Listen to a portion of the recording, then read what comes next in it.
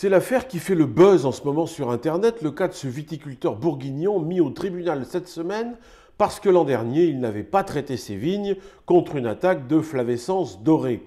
Maladie de la vigne bien connue due à une bactérie elle-même véhiculée par une saloperie d'insectes, la cicadelle.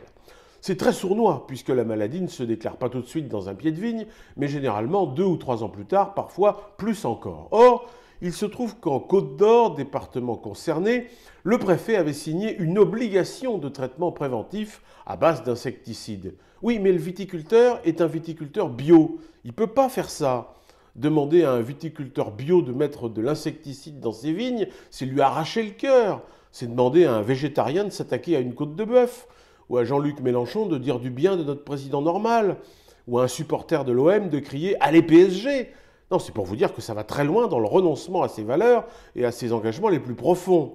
Beaucoup de gens comprennent ce viticulteur réfractaire puisque une pétition de soutien qui circule sur le net a déjà recueilli 500 000 signatures pour qu'il puisse continuer à faire tranquillement son vin bio, même s'il ne doit produire que 50% de ses rendements habituels s'il se fait bouffer sa vigne par la flavescence dorée. C'est joli comme mot d'ailleurs, flavescence dorée. J'ai noté au passage que contrairement aux hommes, dont les maladies portent des noms assez moches, l'ehrlichiose monocytique humaine, la méningo-encéphalite amibienne primitive, les maladies de la vigne ont des noms rigolos ou poétiques, brévipalpe, fumagine, maladie d'Oléron ou encore mosaïque de Bratislava. À ne pas confondre avec le tourniquet de Zanzibar, dont on parlera plus tard, quand les enfants seront couchés.